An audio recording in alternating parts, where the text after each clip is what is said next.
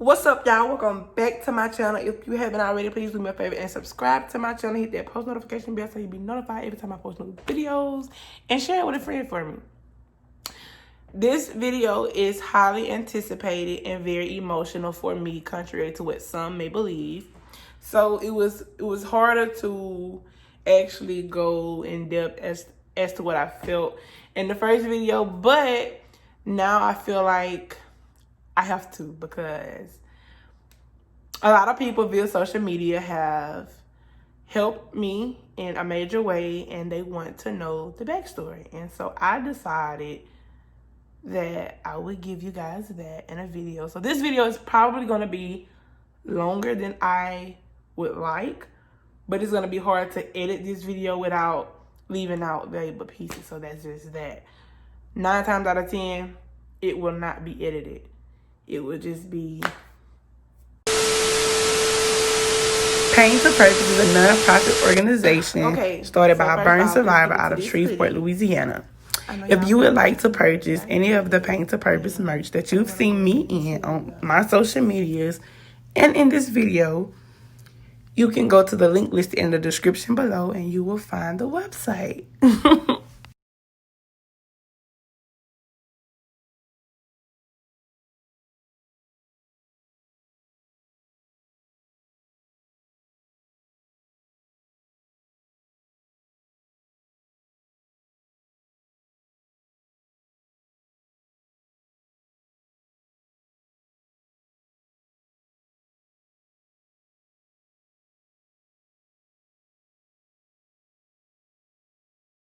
Few moments later. If you don't know, my name is Tim Terica Jackson, and I'm 19 years old. And recently, I was involved in a motor vehicle crash.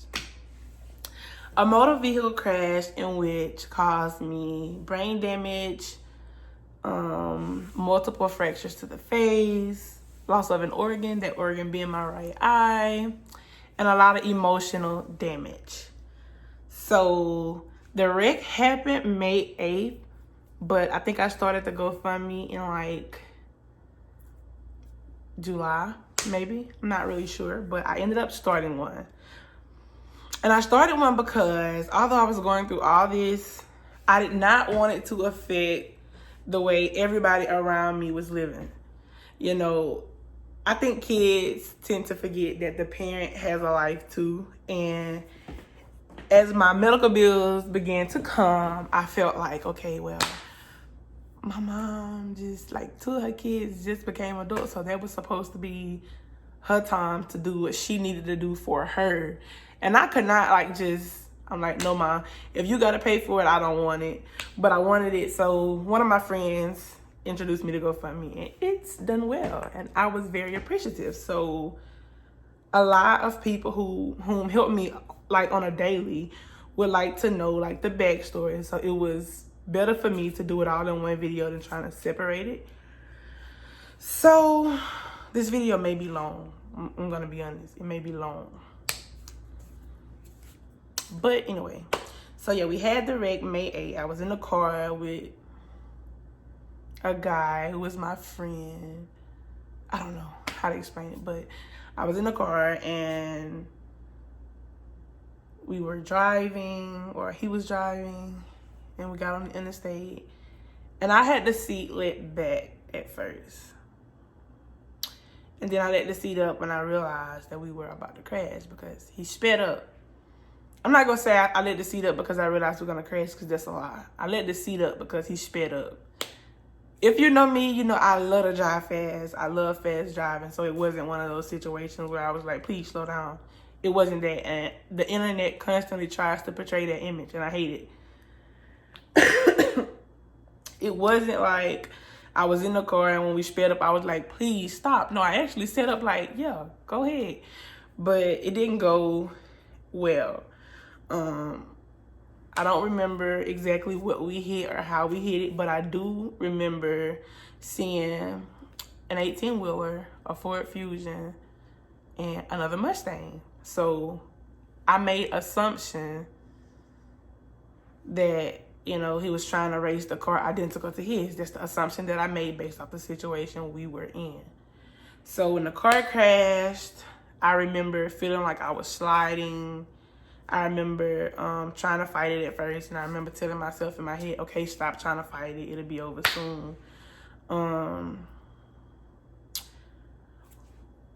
Of course, I think about it every day because every time I look in the mirror, I'm kind of forced to remember what happened. And I don't look at it in a bad way.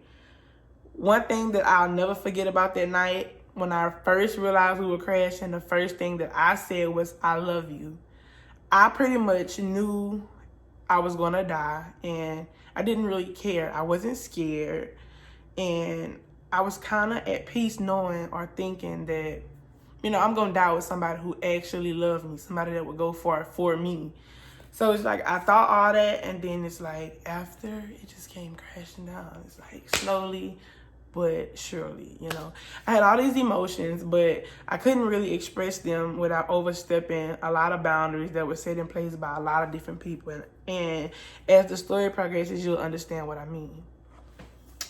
From where I was at, I was confused because here I am in the car with you after we just crashed. I said, I love you. You said it back.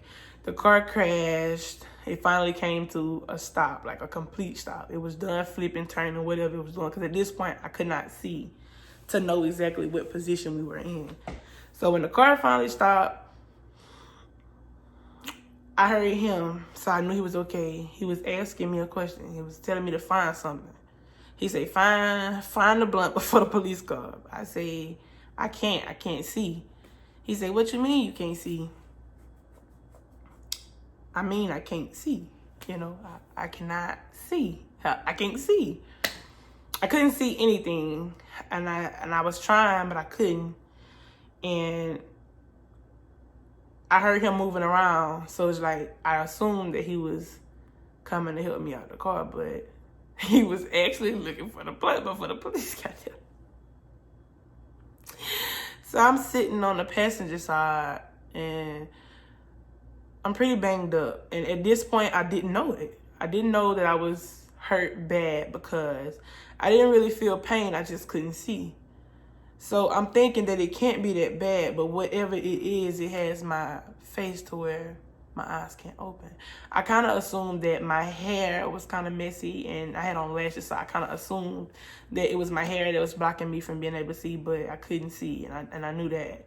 But I didn't feel pain, so I didn't think it was as bad as it was.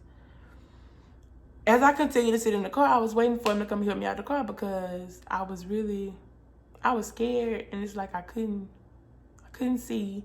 I didn't know what position the car was in. My biggest fear was stepping out of the car in front of a car. And I know it sounds odd, but imagine being in a car that you know has just crashed and you can't see, you don't know where you landed. So it's like I could either step out of this car into the freeway in front of another car. I could possibly step in glass. I mean, I don't know. I had on slides. I had on some red slides, and I could not find them after because they had slid off, and I was looking for them. Like, dang, if I step out there, I might step in glass. It was a lot of risk with stepping out, but I had to open the door myself and get out. And I remember that because it wasn't easy. The first time I tried to sit up, I fell back. It's like I was lightheaded. I fell back and I was like, okay. Then I kind of like closed my eyes. I was just gonna lay there. And then I heard my mama say, girl, get up. So I got up. Then I got lightheaded again, so I laid back down. And this time when I laid down, I saw my little sister at her debutante ball. So I was like, okay, now you gotta get up. You gotta get up. I got up. Opened the door. And when I opened the door, I heard the voice of a lady. She said, my name is Amy. I'm a paramedic from Texas. I was driving on the highway and I saw what happened and I'm here to help you. She said, your face is bleeding really, really bad. If I don't stop the bleeding, you might not live. She says, I'm going to use this shirt to apply pressure. Here go me. I said, yes, ma'am, but is this shirt clean?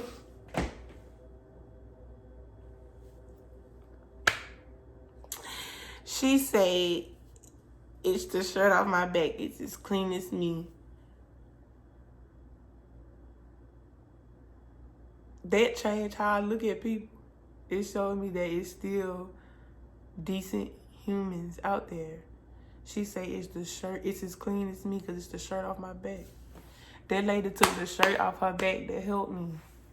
And you know what's crazy? She was a white lady. And I'm sorry that I had to say that, but I feel like I had to say that. She was a white lady. And how do I know that? Because she told me, and I could tell by the way that she talked. She was a white lady. And I've been trying to find her because I feel like I owe her a big thank you. My doctors, after we talk now and I tell them more of what happened, they blame her. They say that she probably pushed the metal too deep in my face. And, you know, either way it go, she tried. Like, and I appreciate that.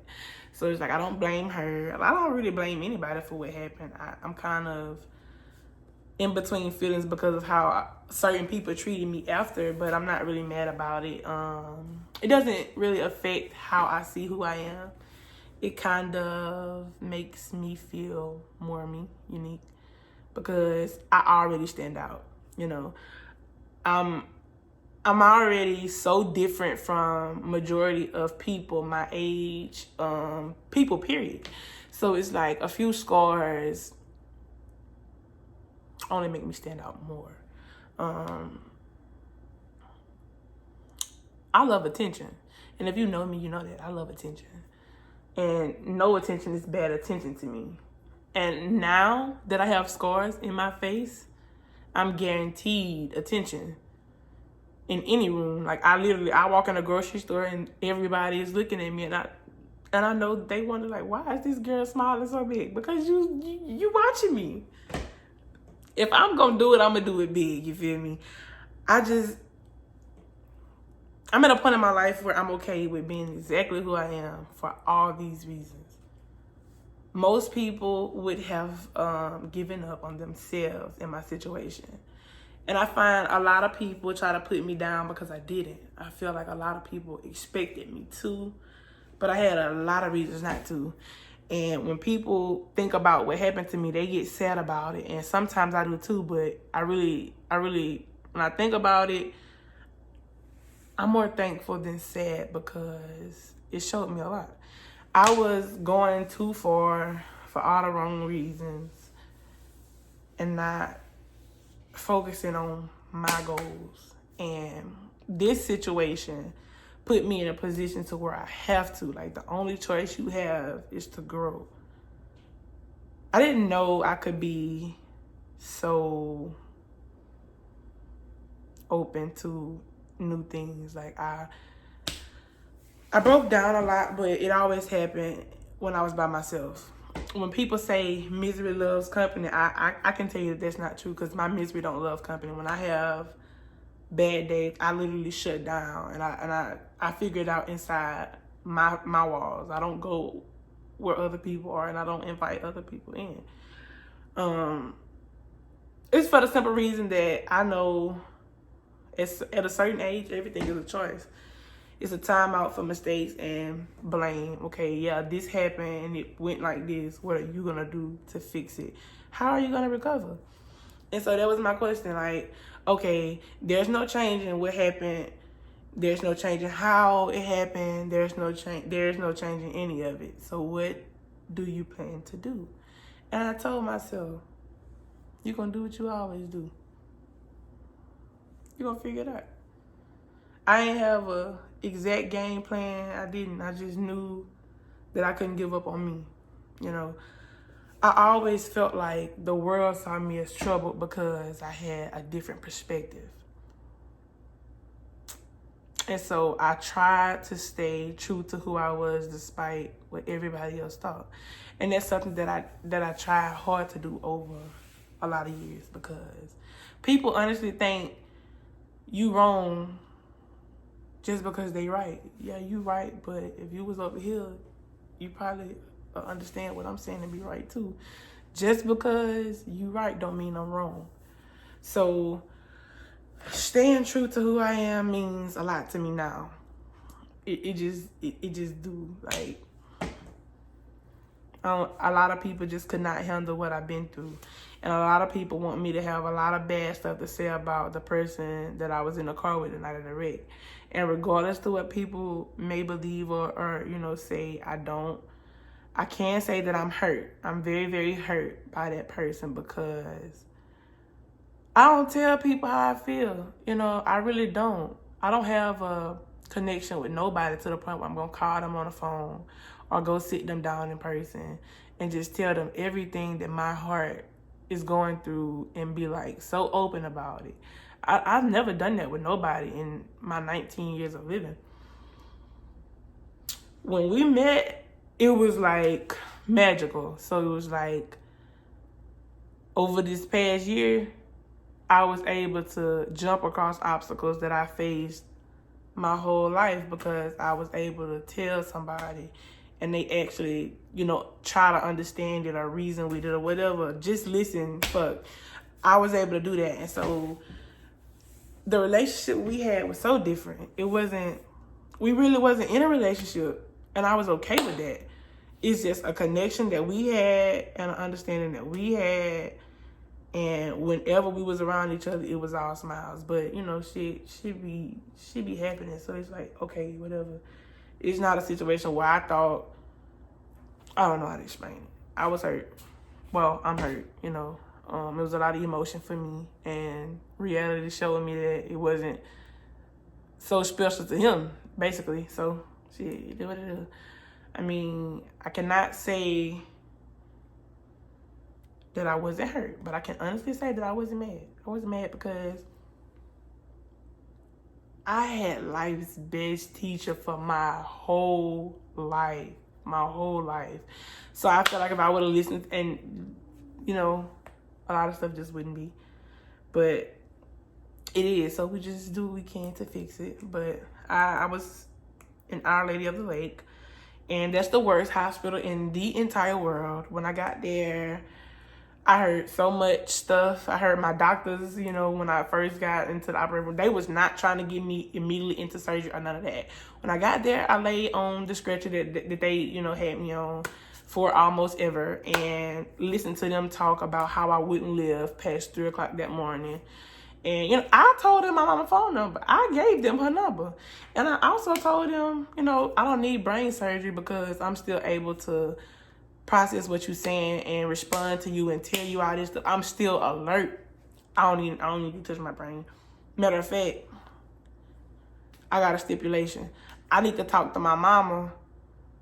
I need y'all to get a phone here if I can talk to my mama because I don't want to give out her number, because if y'all do that, y'all just gonna call and tell her some BS, and who knows what happened to me because y'all trying to cut on my brain. And I'm telling y'all, I did not go to sleep until they gave me the medication and I was off into surgery. I swear to God.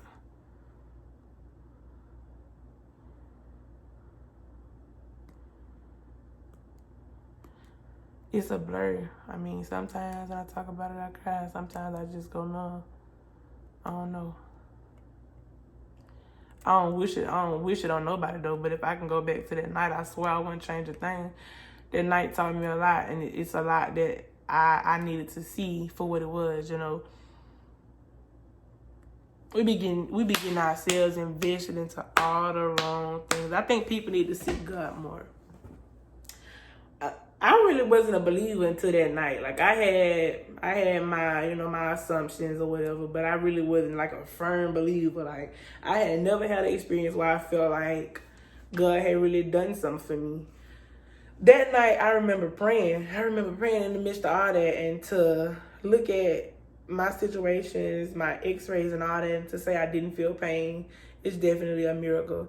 And it's definitely somebody bigger than me. And I'm very appreciative. And at this point in my life, I would tell anybody, I think that if everybody just pray, we'll be better people. And it's just my honest opinion. I honestly feel like that.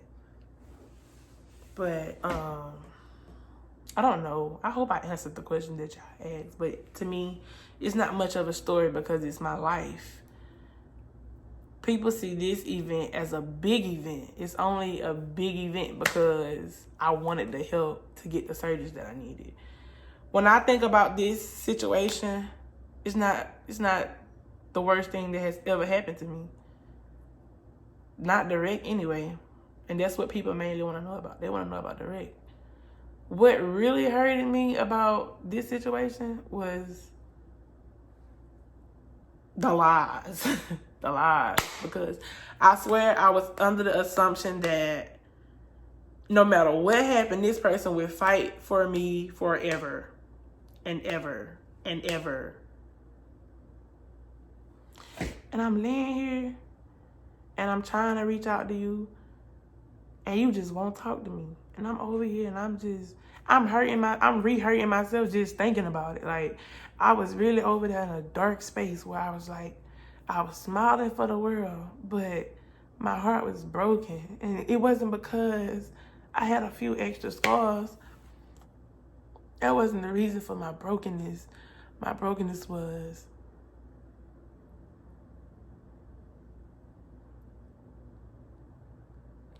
I knew that it was practically impossible for another human to care enough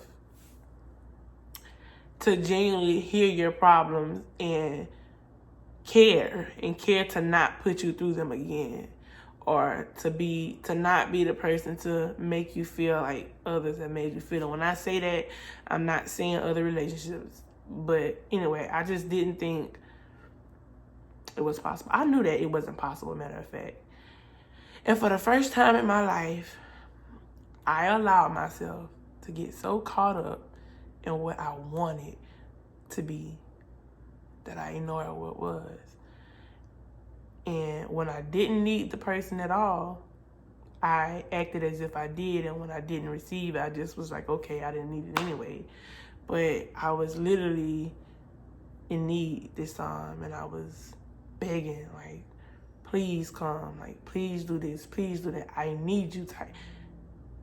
And you did not show up. Like, you literally went off and went on with your life. And I was hurt. I wasn't mad. I wasn't revengeful. I didn't feel none of that. I mean, I don't feel none of that. Like, I'm not angry. And it's like when the person is around or when I talk to them, I just be so happy. Still to this day.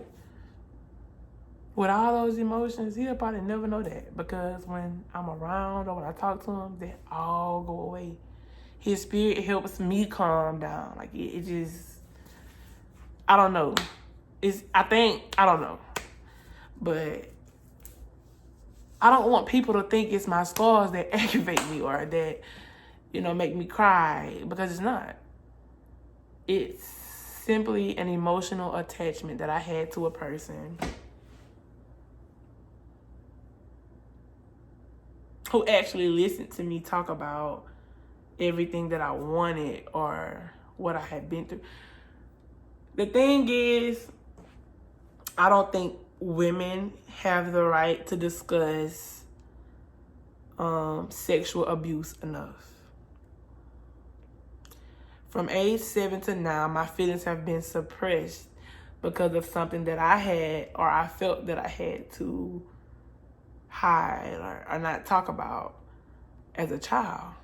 Okay? So now I want to start a nonprofit called The Playground, and I want to cater to young girls. I feel like the things that I have went through within my 19 years of living, both spoken and unspoken, I feel like I could save a lot of girls a lot of heartache. And I genuinely want to pursue that because I just didn't know. I simply did not know. And a lot of times I blame myself because, again, I had life's best teacher. And a lot of times I do stuff and then as it falls apart, I laugh and be like, Mama always said that. And it'd be so true. It'd be like, if we just listen, But I don't know. Catch the video. That's all I had.